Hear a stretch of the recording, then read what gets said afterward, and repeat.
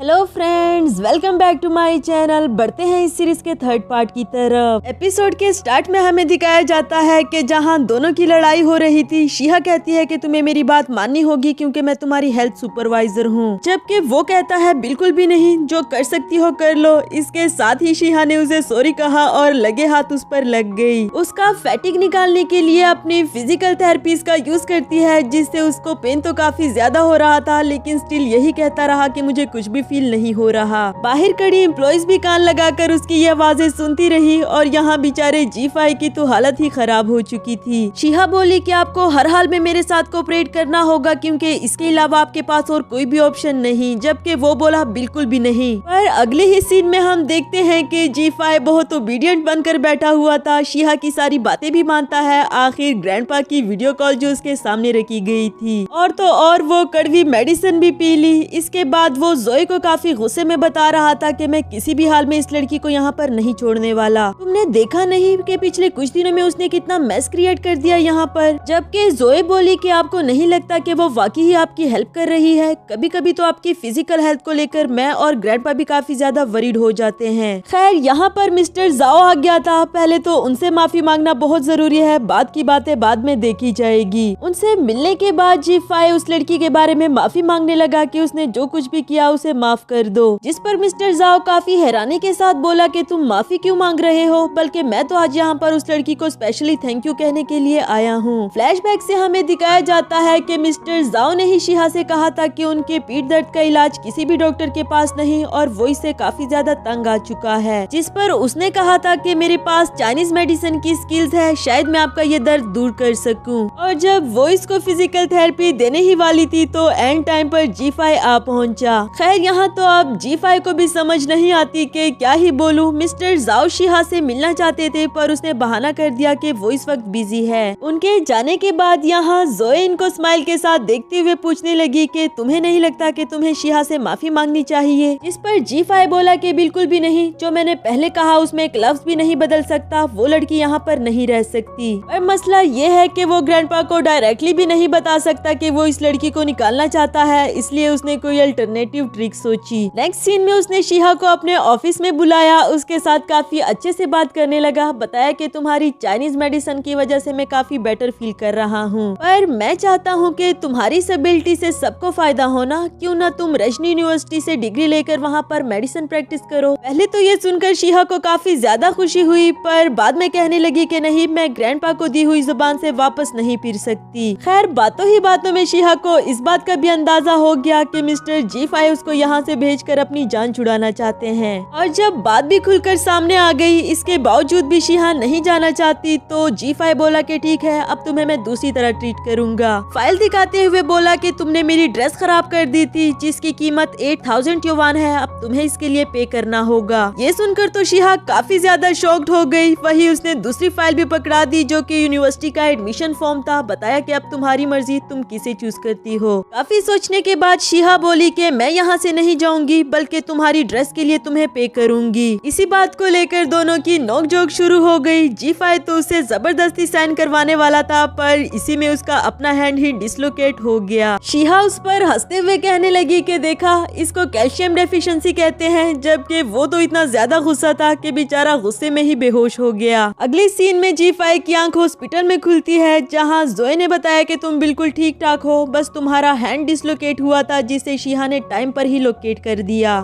ऐसे सच बताऊं ना तो डॉक्टर्स भी देखकर इम्प्रेस हो गए, तुम्हें उसे थैंक यू करना चाहिए। पर G5 की तो ये रट अभी भी नहीं गई कि वो शिहा को कंपनी से निकाल कर रहेगा। कहने लगा कि वो लड़की मुझे बुले कर रही है ना, इस पर तो मैं उस पर पुलिस केस भी कर सकता हूँ, तुम फौरन से पुलिस को कॉल करो। जिस पर जोए बोली कि बिल्कुल भी नहीं, तुम्हारे ऑफिस का फोटो ये बात साबित करता है कि शुरुआत उसने नहीं बल्कि तुमने की, उसने तो सिर्फ सेल्फ डिफेंस किया। सिर्फ यही नहीं, बल्कि वो तुम्हें चेयर पर बिठाकर ऑफिस से बाहर गाड़ी तक लेकर भी आई। ये सुनने में उसके लिए जितना ज्यादा एम्बैरेसिंग था, फ्लैशबैक से हमें दिखाया गया कि ये उससे भी कहीं ज्यादा एम्बैरेसिंग होता है। अब इससे पहले कि वो मुसीबत लड़की वापस आ जाए, G5 यहाँ से निकलना चाहता था, पर एंड टाइम पर वो पहुंच आई। शिहा उसको देखकर सॉरी करती है, बल्कि उसके साथ जबरदस्ती करने लगी कि जब तक तुम मुझे माफ नहीं कर देते, तुम यहाँ से जा भी नहीं सकते। इस पर जी5 उसको ये जॉब छोड़ने के लिए कह रहा था, पर ये तो हमारी शिहा नहीं कर सकती ना। जोए को तो इसकी ये बेबसी देख देख कर इस पर हंसी आ रही थी और उधर शिहा अपनी एक्सप्लेनेशन देते देते उसको और चोट पहुंचा देती है। अब इससे पहले कि जी5 वहाँ पर मरीज बनकर रह जाए, फौरन से अपनी जान छुड़ाकर निकल आया। गाड़ी में जाते हुए भी जोए को उस पर हंसी आ रही थी, जबकि वो तो गुस्से में उबल रहा था। सोचता है कि ग्रैंडपा को बताए बगैर किस तरह इस लड़की को अपनी कंपनी से बाहर निकाला जाए। खैर इस बार इसने ठान ली कि मैं उस लड़की को इतना मजबूर कर दूंगा कि वो यहाँ से जाने के लिए भी मुझसे भीख मांगेगी। अगली सुबह ऑफिस में आते साथ ही वोंग उससे पूछने लगा कि बॉस आप ठीक तो है ना, कल तो हम आपकी हालत देखकर काफी ज्यादा परेशान हो गए थे।